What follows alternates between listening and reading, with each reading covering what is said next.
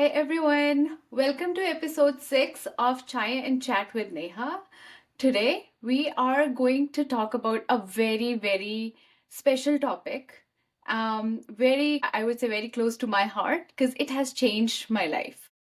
Where I am right now and where I was 5 to 6 years back, I'm a very different person. And the whole credit goes to the person who's coming on the podcast with us today. And she's a very special guest. Her name is Rebecca, and today we are going to talk about eczema and what are all the things that Rebecca is doing that shifted my mindset of how I think about things. And the best part about Rebecca is she takes the holistic approach and focus on gut health, on the environmental triggers that can cause eczema. So, eczema, let's take it as an umbrella term. And before I say anything further, because I can go on and on about it, let me introduce you to Rebecca, who is nothing short of an amazing, in my life. Hi, Rebecca. Welcome to Chai and Chat with Neha. Oh, it's lovely to be here. Thank you very much for inviting me. Could you please tell us a little bit about yourself and what you do so that our listeners and viewers would know better? Of course.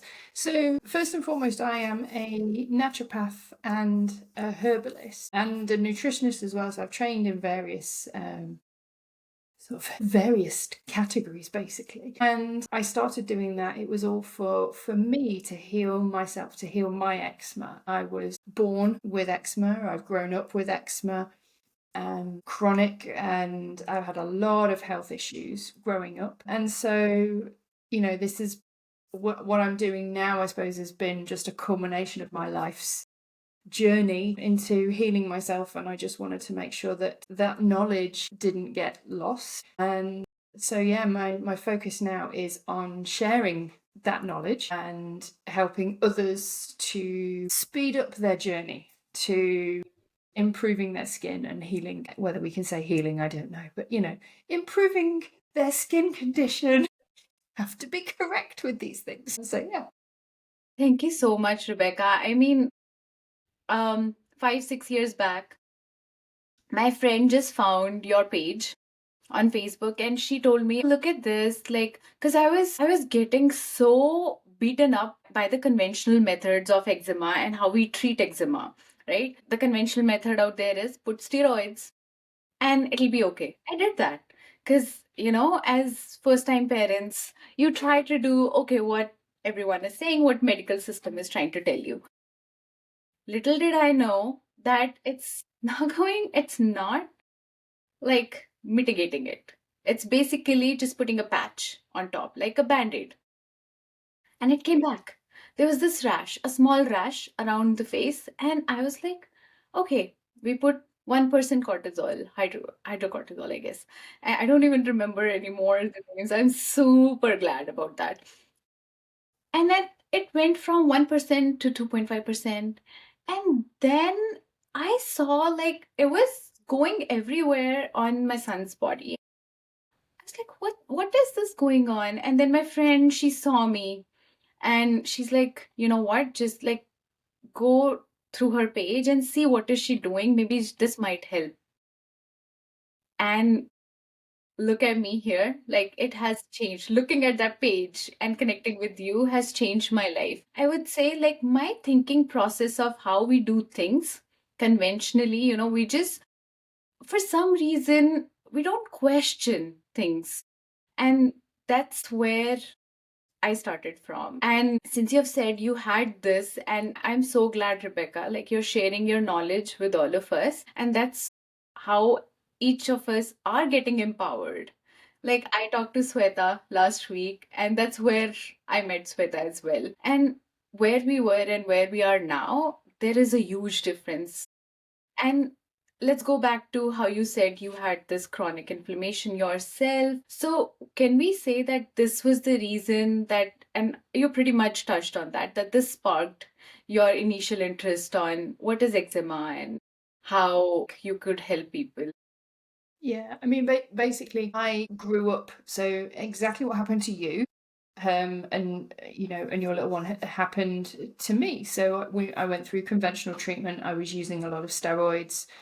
It would heal things. Then when I stopped using the steroids, everything would come back. And for me, I just remember being a child and it kind of being very restrictive growing up, dealing with a chronic skin condition. You can't go on the bouncy castle, you can't eat the food at the friend's birthday party, you can't be doing face painting, all the things that kind of the joy that all these other kids are experiencing is just kind of taken away. And it's just, I think for me, as I was going through all of this and learning to heal myself, I was always taken back to a moment where I remember a doctor saying to me, well, there's no cure for this.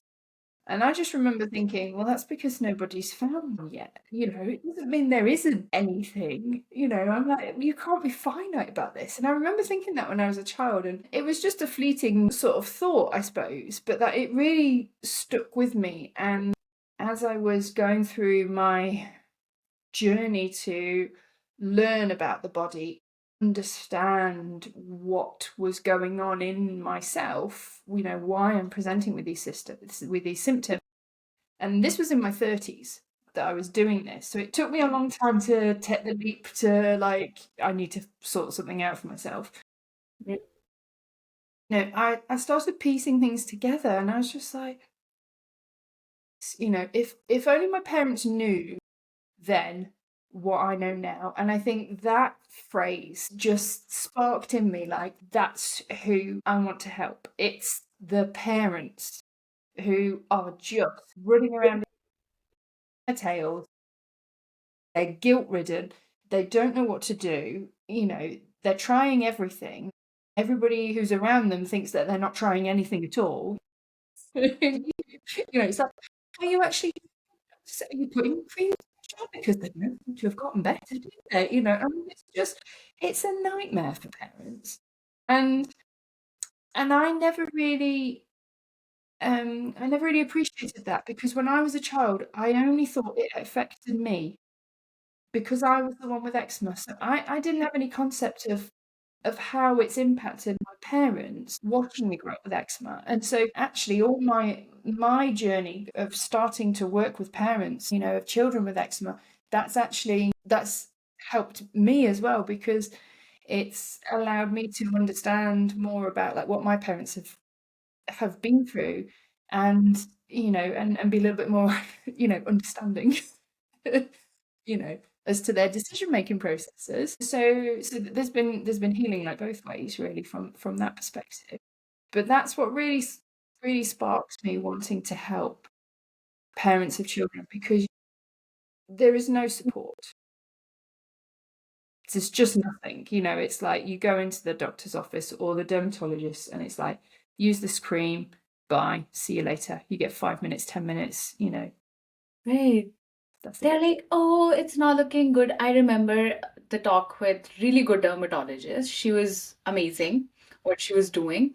But then I was like, she was telling me, oh, let's put 10% hydrocortisone and we'll clear his skin and then we'll see what triggers. I'm like, are we not increasing the intensity of hydrocortisone every time I'm coming and visiting? Like, he's a child. I don't want to put him on 100% hydrocortisone and his life making him miserable.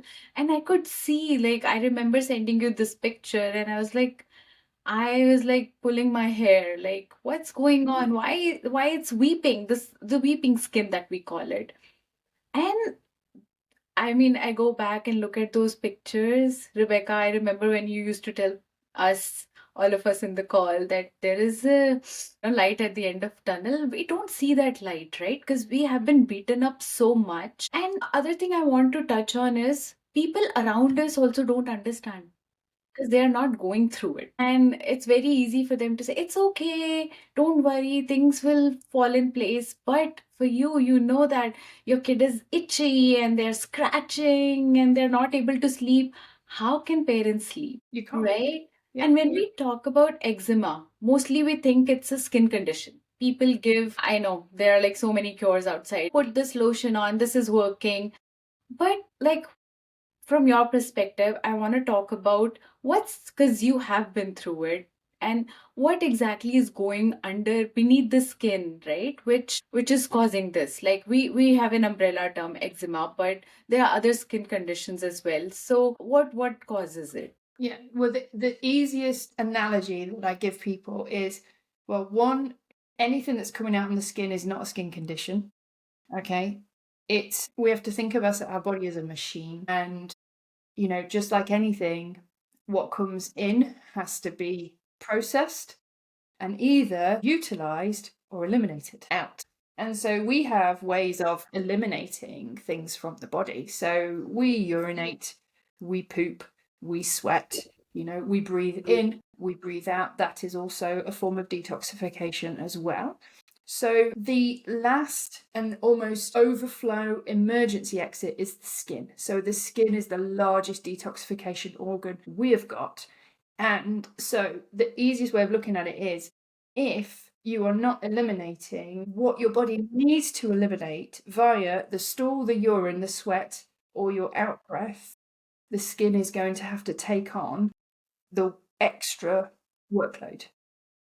And what we're seeing is, the body is perfectly designed to do this. The body, when we're seeing somebody with eczema, with psoriasis, with any skin condition, what we're seeing is a body that is working how it's meant to work. It is meant to break down the skin and allow whatever it needs to come out. The problem is that we see that as the body doing something wrong. And that's where we come unstuck, is because everybody tries to fix the skin condition by closing up the skin instead of opening the other floodgates, pooping more, urinating more, deeper breathing, more conscious breathing, which is difficult in children, but for adults, more meditation, very conscious breathing is really important, and also sweating. A lot of people with eczema struggle to sweat. So, ensuring that we are actually properly sweating is an important one. So if anything's out of balance, if any one or even more of those, for me, it was all of them. So if any one of those is out of balance and not functioning as it can be, we can start to see things coming out of the skin. So when people see it on the skin, that means they should realize that it's the emergency exit and there's a lot going on inside that we need to fix. And creams and all these hormonal things are not the solution for this. It can ease the journey.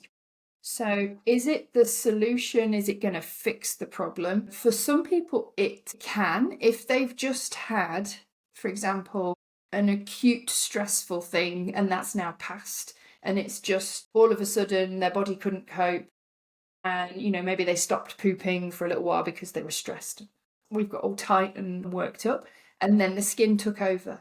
Then they can use steroids to calm it down. But if they've come out of that stressful situation, their body rebalances, then they will see that the steroids have worked or the creams have worked, right? Right. So it can be okay for some people, but for most, where it's a chronic issue, where somebody uses a cream and if they stop using it, it comes back, that's a deeper thing you want to look at, basically. Got it. And I have so many questions around that, but let's start with kids, right? So when kids are getting it, like what has changed over the years? Because like I remember I never heard this term before, eczema. Like I got to know something like this exists when it happened to my son. So what has shifted in all these years that is causing all these skin diseases, and then we have different names for it, and the solution is steroids or either oral steroids. All sorts now, isn't there?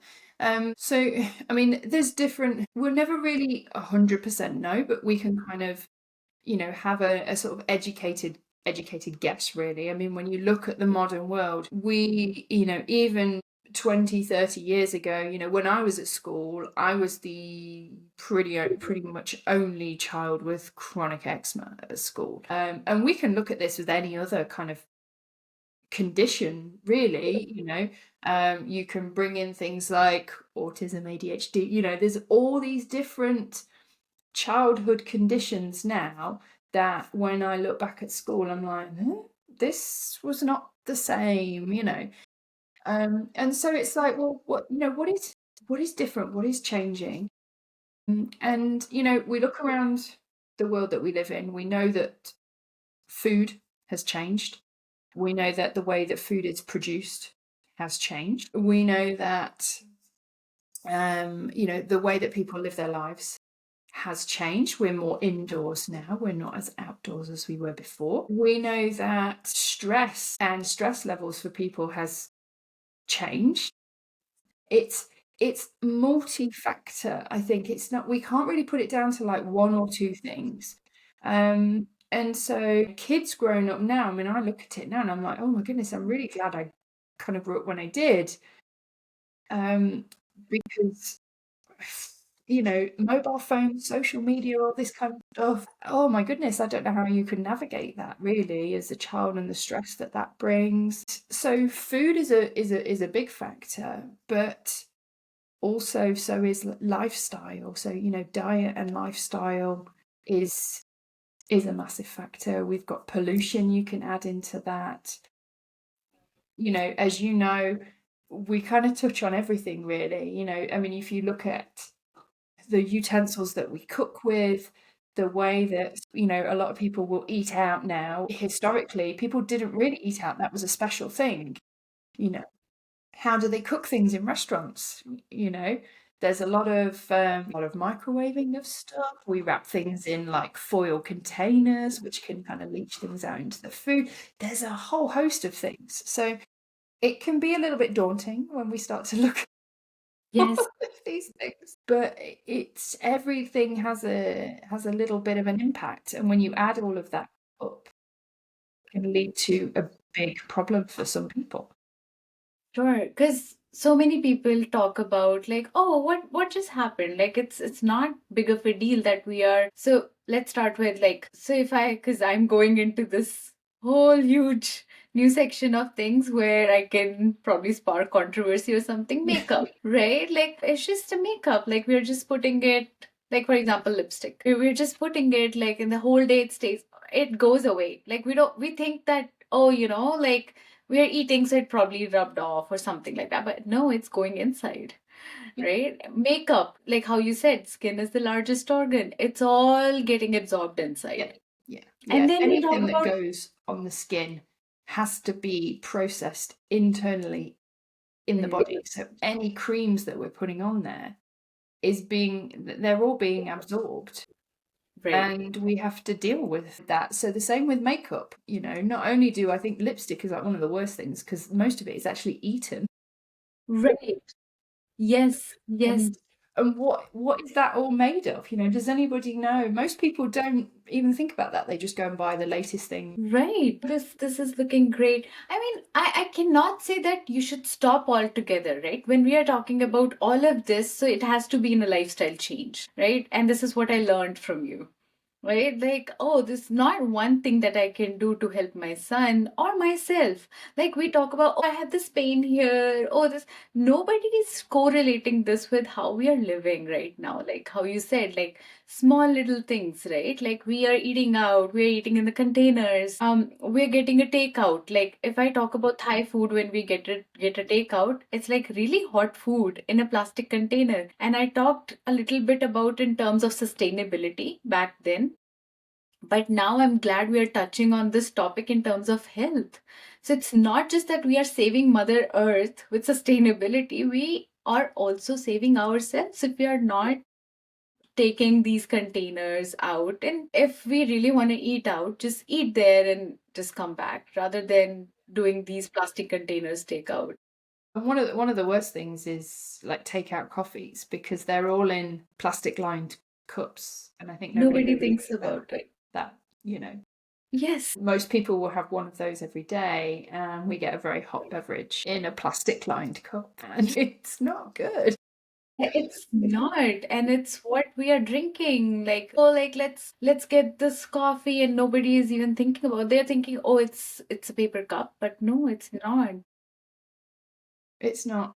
It's, you know, I mean, that's just like I suppose that goes further on. So when we're when we're kind of looking at eczema as a whole, these are like the little added things that we can look at. But certainly for women and for the mothers that I work with, those kind of plastics are detrimental to our hormone cycles.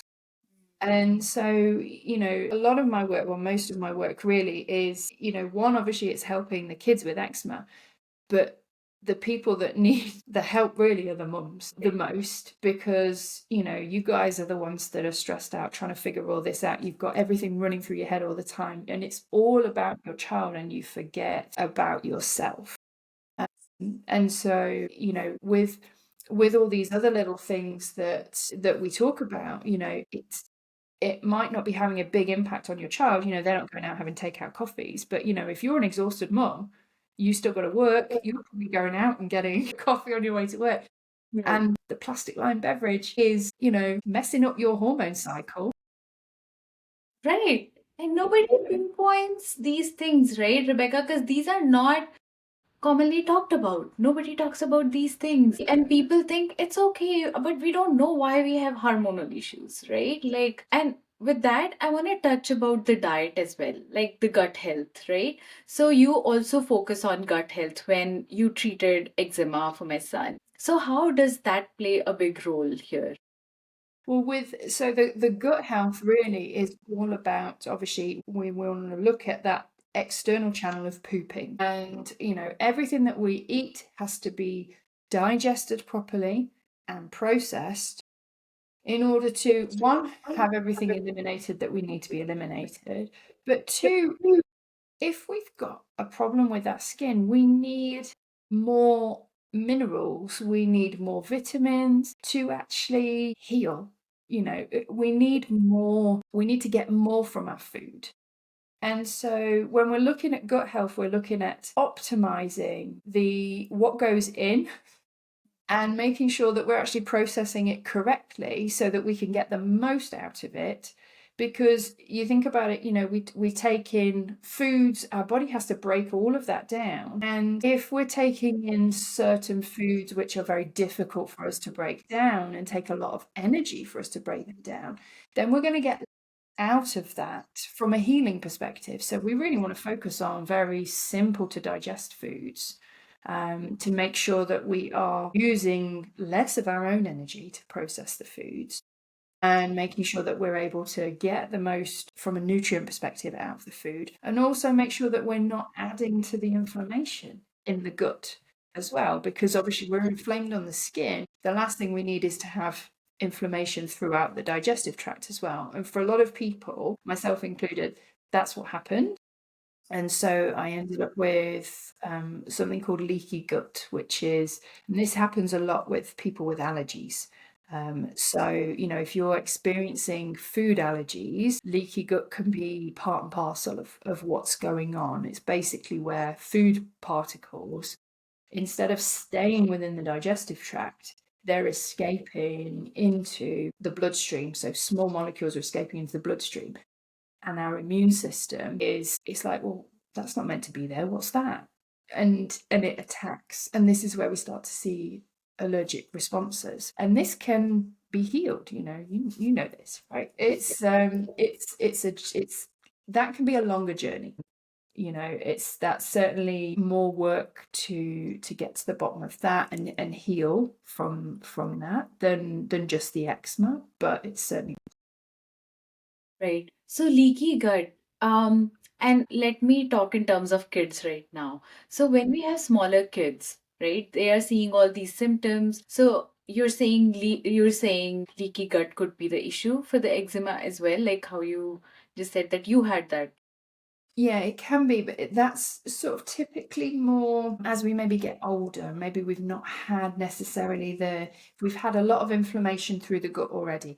That can be what sort of breaks things down. But certainly, if we're seeing allergies, yeah, we can pretty much sort of say that that's probably part and parcel of what's going on. Okay. Certainly for young babies, it's we can't necessarily know whether that's exactly what's going on, but I suppose we just have to. I mean, for me as a herbalist, what I do is when I'm looking at things, if I know that maybe there's some inflammation in the gut, I will always use herbs that will kind of calm things down and counteract inflammation in the gut and support healing, I suppose, soothing and healing through the gut. So yeah, with herbs, we don't necessarily need to 100% know, right, there's definitely leaky gut. Because what we're doing is we're just sort of taking a step back. We're not going through a full diagnostic. We're kind of looking at it and going, right, it's this. We don't work in a medical way. We're looking holistically, and the herbs will, generally it's like I want something that supports soothing of the gut. Any inflammation, we're going to calm that down. It's like putting out a fire, basically. And if we can do that and put out the fire, the body kind of heals itself, right? So this is the joy of working holistically, is if you give the body what it needs, we're not fixing it. We're allowing the body to have space to fix itself, if that makes sense. Yes. Yes. Now it does. Yeah. I was like, what? Oh, like how? But what I've learned in all these years that our body is very smart. It knows how to fix itself.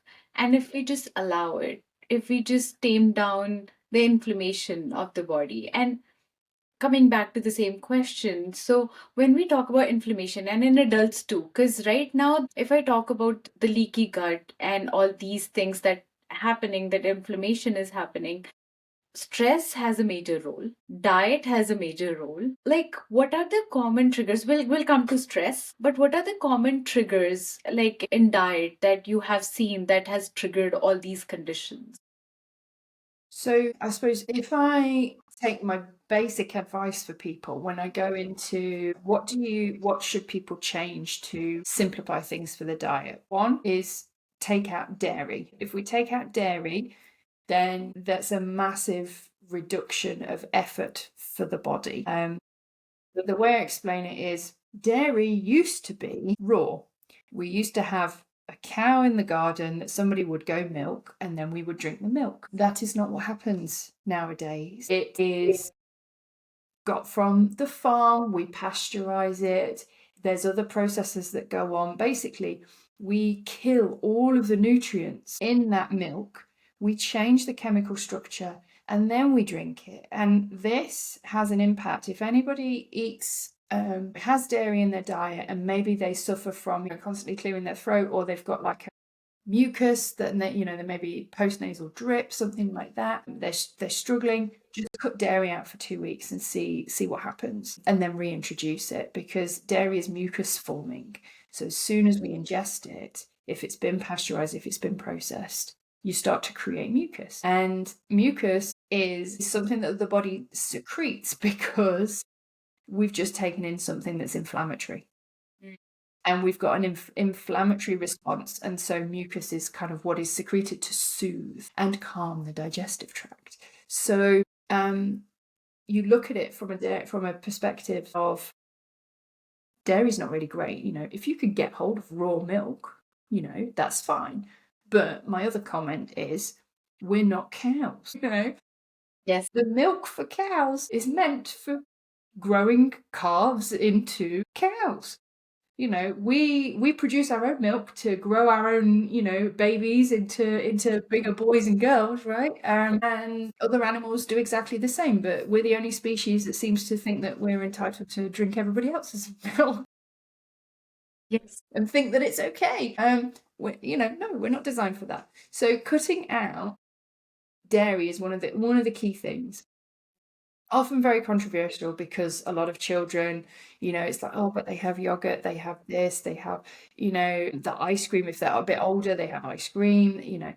There are alternatives to these things. Again, can be a bit of a nightmare, because you've got to look at the ingredients on all of these things, because a lot of them come with a lot of sugar, which is also inflammatory. So it can take us down the road of, okay, we need to make stuff for ourselves, but we have to be a little bit inventive, I suppose. Some people are ready for that, some people are not. Yes.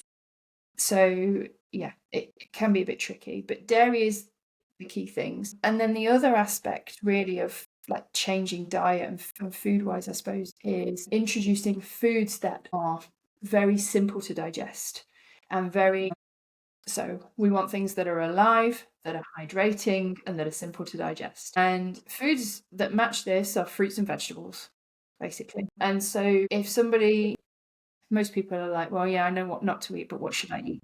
So the more fruit you can eat, the more vegetables you can eat, the happier your gut is going to be. And even if you have an imbalance of microbiome, or if you're worried about like leaky gut or bad bacteria or things like that, your bacteria shifts after every meal to adapt to what you're eating. So if you continually eat rubbish, you will have what is classed as bad bacteria. It's not bad bacteria, it's just the bacteria that is needed for you to process the food you're eating. So it's Right. what you actually need. But if you switch your diet, your microbiome will switch over time, Got it. and you're going to be in a very different place, so realistically, making your diet more vegetarian slash more towards the vegan style really is much more helpful from a healing perspective, because we're taking out the complex foods like meats, we're taking out things like dairy. Right. And so we can speed up the healing process. It doesn't mean that we can't heal if we're eating those things. So just, yeah, I want to share that, because I think some people will hear like vegan and go, oh, I can't do that. There's just no way, and just rule it out. Right. And I guess you touched really nicely on that, Rebecca, that, like we used to eat all this before without inflammation because the process was very different back then. Right now, the milk has been taken from so many cows, and the calves are not drinking milk, which they are supposed to.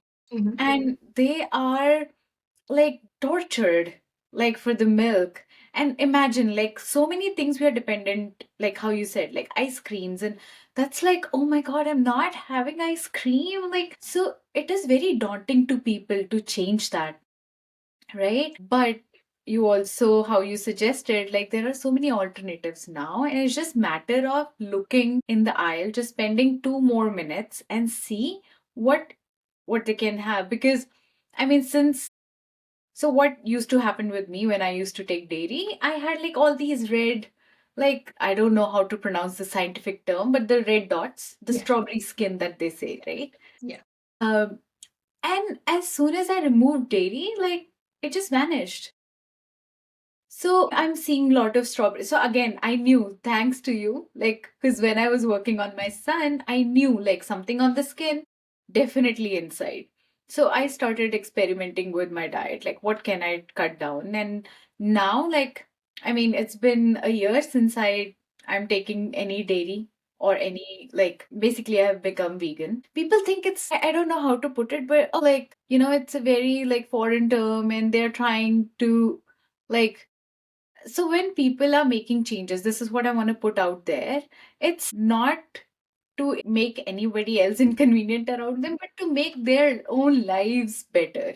Right. And it might help somebody in a different way. So, for example, like how I said, like the strawberry skin, right? I tried, I used to use scrubs and it was never going.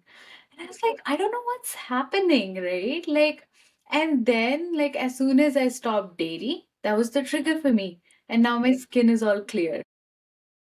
Exactly.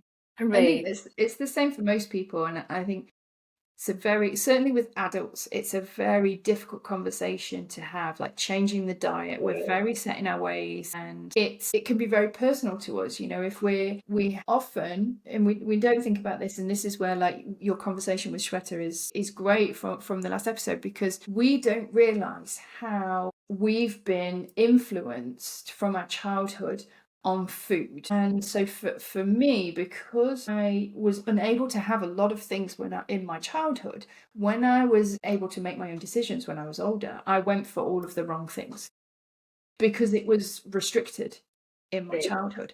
And so that's another aspect that we've got to understand really when it comes to, you know, food decision making. Often it's not us making the decision.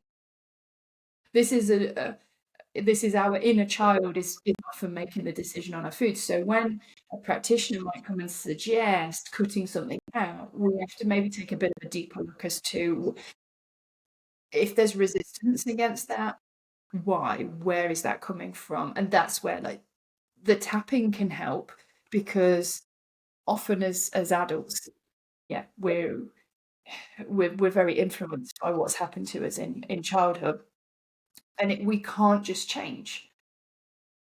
For for children, parent can restrict their diet, very easily. So you can make the digestive changes and it's not a problem. But for an adult with eczema, this is where it becomes really tricky, because it's eating is an emotional thing for most people. And so that's where using something else like the tapping can be really helpful to get to the bottom.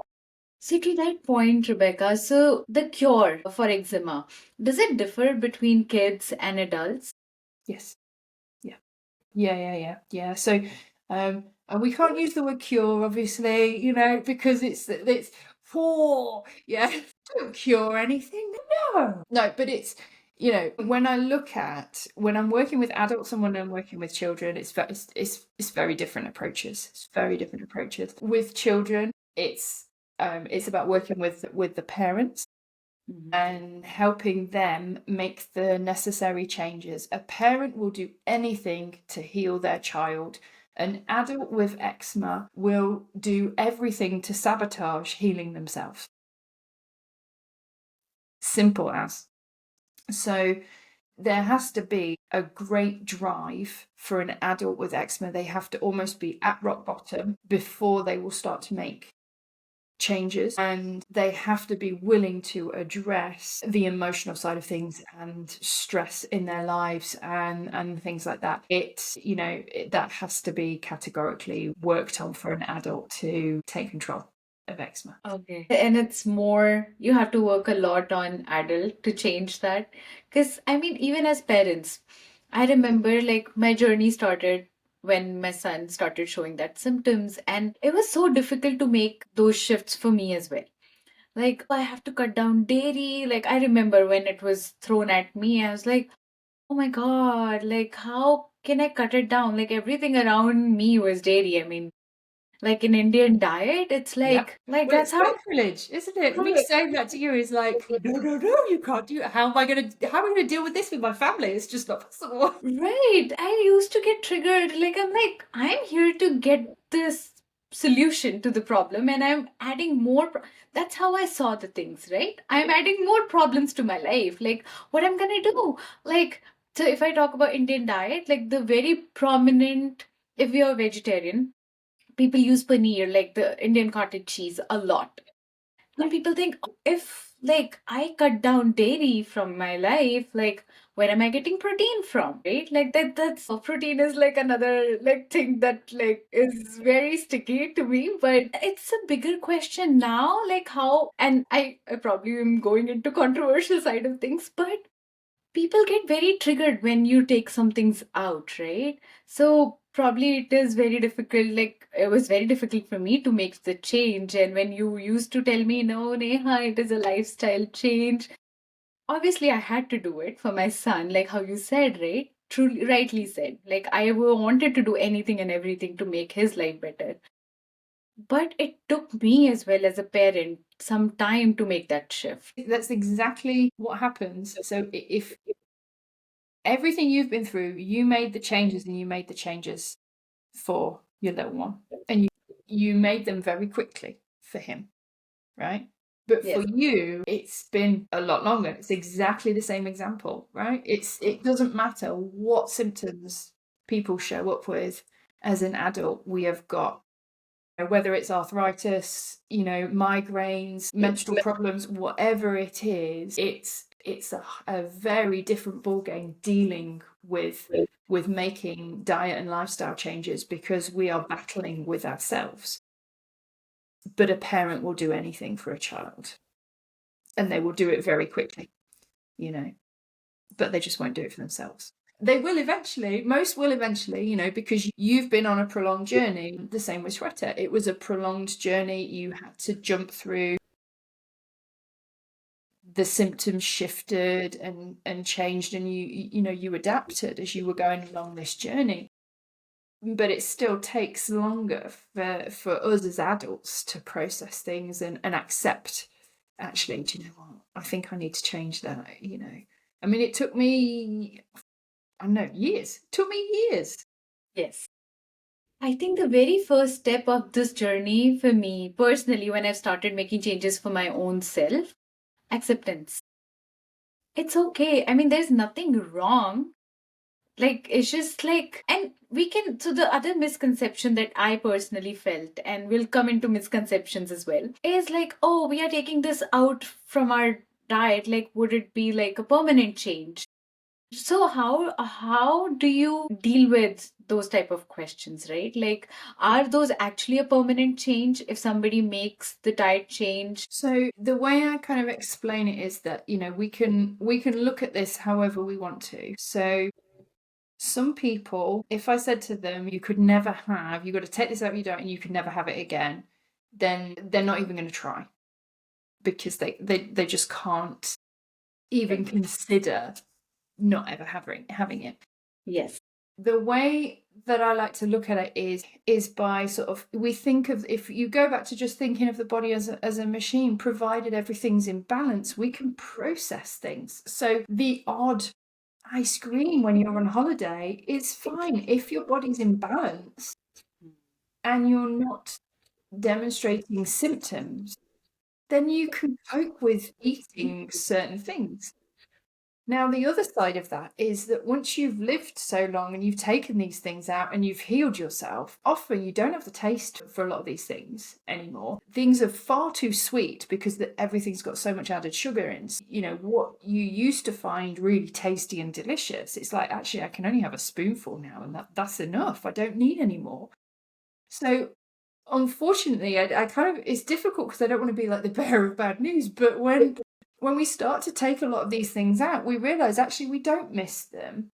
And it's far better feeling amazing in our bodies than it is eating this stuff. And if we're truly dealing with like the root of why we were eating these things, or we actually eliminate the stress eating, whatever it is, then we don't want to go back to the person that we were.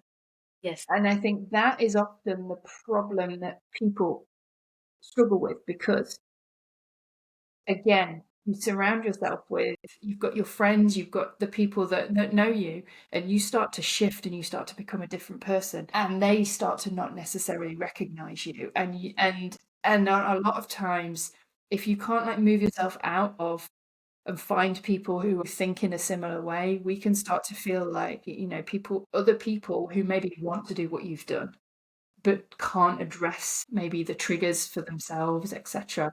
Maybe they've got some symptoms, they just want the quick answer. It's easier to make you feel bad for not giving these things to your child, or, making you feel like not great for, it's like, well, why aren't you having that? It's a bit of a spoiled sport, or, it's an interesting kind of dynamic. But I find that everybody on this journey, if you're here to heal yourself, you will shift.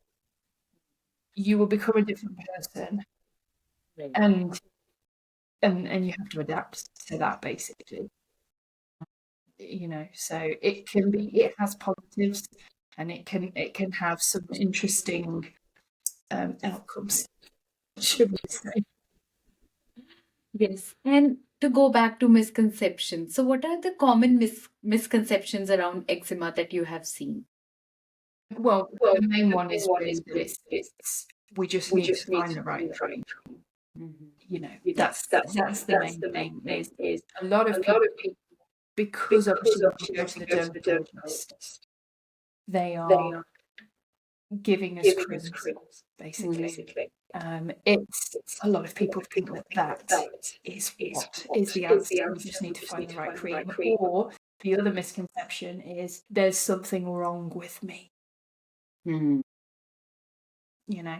What's wrong with my child? Their skin is doing this. When I say there's nothing wrong with your child, their skin is doing that because that's what it's programmed to do when there is an imbalance. And I think if people can shift their mindset to think like that, it really helps when it comes to going through, especially like working naturally, trying to heal. Even adults, that just having that mindset really helped me. It's like, well, actually, my body's talking to me. It's telling me it's not happy. I need to listen to it. So, but it's not doing anything wrong. It's me, the human part of me that's doing something wrong, or I'm in the wrong situation, or whatever it is. That's what it is. So to me, those are the biggest misconceptions, really.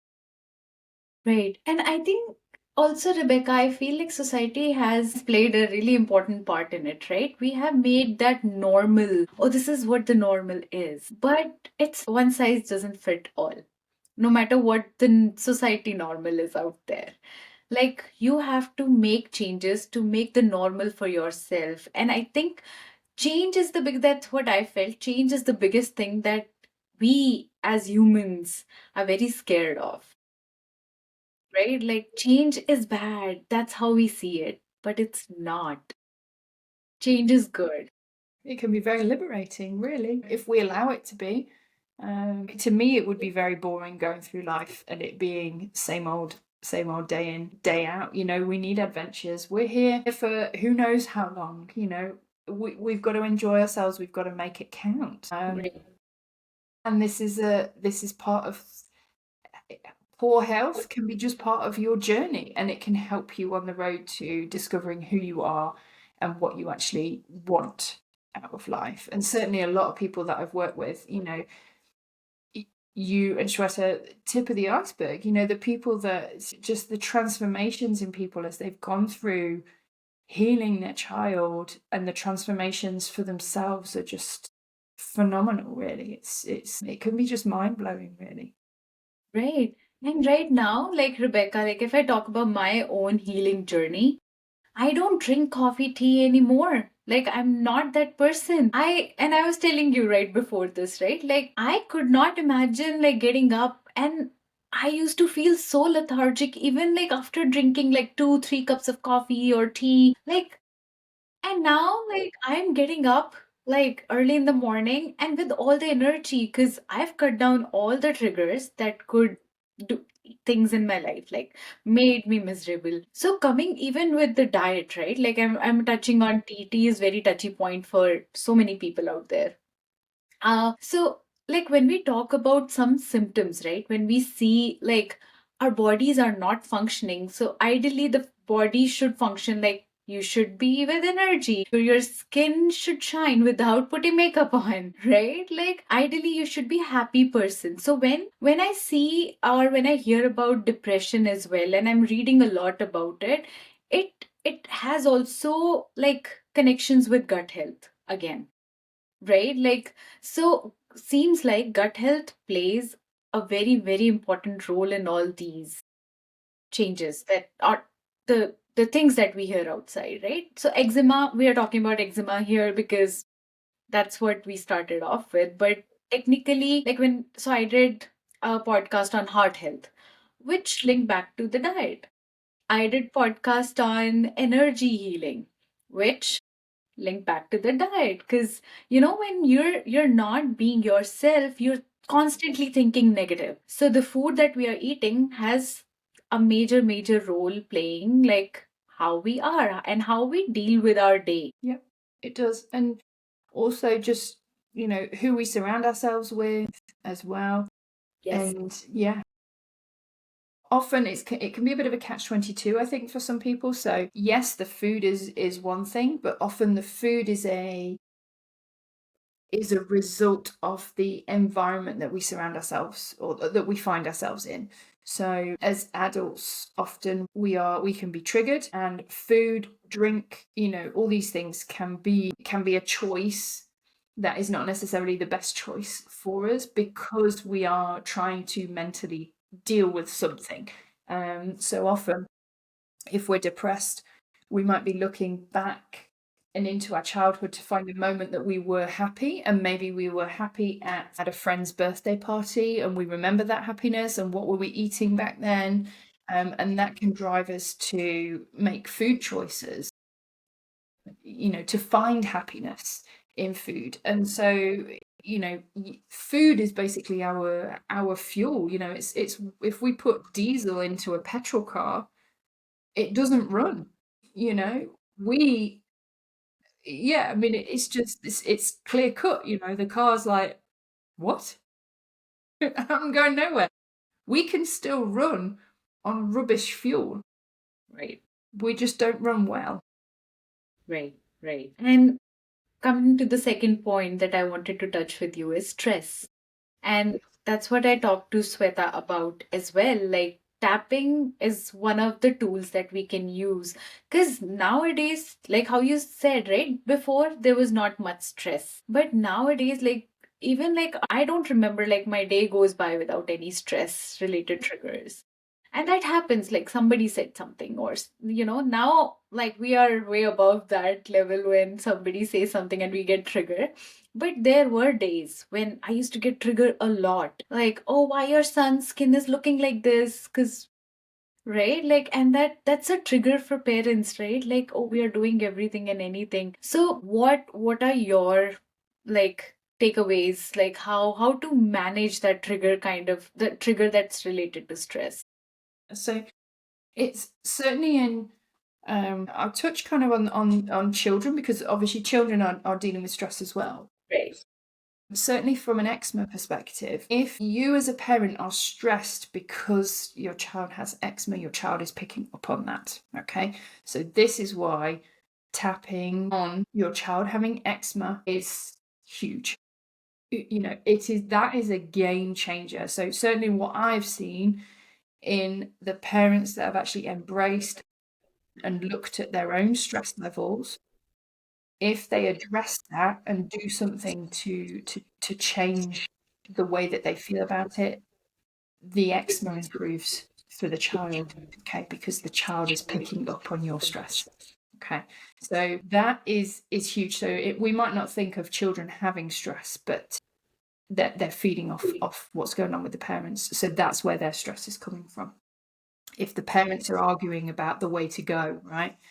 Dad might want to go the steroid route. This is just, it could be the other way around, but in my experience, it's the mum that wants to go holistic and it's the dad that is quite happy to kind of continue on with the medical route. That conflict can also cause a stress and exacerbate the symptoms for the little one as well. So, and as a note on that, holistic and and medical route work very well together. So, it doesn't have to be one or the other. So we can do both at the same time. But for adults, from a stress perspective, for us as adults, it's just, to me, that is if we can get to the root of that for ourselves, it's a game changer. If we can address the stress. Stress comes at us from all angles, doesn't it? So it could be work, it could be, people around us, it can be family, it can be friends, neighbors, all sorts of things. And we can find ourselves in very difficult positions that we can't ever see how we're gonna get out of these situations, or how the stress can ever improve. And sometimes it can be difficult choices that we need to make, or difficult changes that we need to make. But it's possible. Everything is possible. Right. If we want it to be. Yes, yes. Rightly said. Very well said, Rebecca. I think coming back to the same point, change is required. It's inconvenient, but it's required. Yeah, yeah, yeah. And like say, it's we have one life. Yes. And if that's how, sometimes we prescribe to, some people have different views, or, but I mean, it's like, I'm here now. This is what I'm experiencing now. And so I want to make the most of it. Right. And so, adapting to change and just being open to learning about myself and learning my own triggers. And that's been, even while I'm working with other people, I've been continually aware of my triggers throughout throughout this. So even though I've been working and supporting parents of children with eczema, everybody that comes to work with me is also changing me for the better and helping me to heal as well, you know. So it's a two-way street, I think, and that works with all relationships, isn't it? It's, you know, we don't necessarily know what we do for other people, and Yes. but yeah, it is always a two-way street. I mean, Rebecca, look at me, how I'm sitting to you and talking to you about all these things. And 5, 6 years back, oh my God, that was a different Neha altogether. Again, I'm saying what you're doing is amazing. And if we can get this through to even one person and change their life, I'll feel that whatever we talked about today, I mean, I'll be super, super happy about that. Yeah. Yes, I want people to be where I am now. Like I am the example of how where I started from and now where I am. Like as a parent, right? I Now I'm at the end of the tunnel and Yeah. I can say that. Before I could not even imagine that I could be there. And thank you for holding our hands, Rebecca, throughout this journey. Like you have been a constant, constant support. And honestly, like whatever wherever I am today, like in my health journey and the shifting of the mindset, all credit goes to you. But you did the work. But thank you so much for coming on to this chat, Chai and Chat with Neha today on this podcast, and the sheer amount of knowledge that you have given to us today. I'm saying this like I hope like when some like whosoever is listening and not just for eczema, this we what we talked about is holistically, if it can change even one person's life, like I'll be the happiest. But before I let you go, Rebecca, like if there's anything that you want to tell people, parents or the person who's dealing with eczema or any other skin condition, any tip that you want to say how to get started with that lifestyle, how to just give a kickstart. Yeah. I think it's always difficult, but I think just it doesn't have to be the way that it is, and I think that's, you know, often we're just worn down because if we've been the medical route, you know, it's just like, well, this is just something you're going to have to live with. So, you know, don't take that as gospel is really the key thing. And I suppose just be open to looking into other things. You don't necessarily have to do everything that we've spoken about here, you know. Certainly the way that I work is kind of hand-holding people and working out what they're okay with and taking one step at a time. But people have healed without doing everything, you know. So don't be put off by kind of thinking you know what you're going to need to do, because healing can come from the strangest of places. And I suppose, yeah, just being open to the journey. I never thought when I started my journey that I would be where I'm at now, or who I am, I suppose. So I think it's just about really being open to exploring what's going on for ourselves, and provided that we're beautiful healing can come from that for sure. Thank you so much, Rebecca, for coming and giving all your wisdom here. It was such a pleasure. It's I mean totally our pleasure to have you here, and thank you so much again. You're welcome. Thank you very much for having me. It's been amazing to chat with you. Same here. Thank you so much, Rebecca. You're welcome.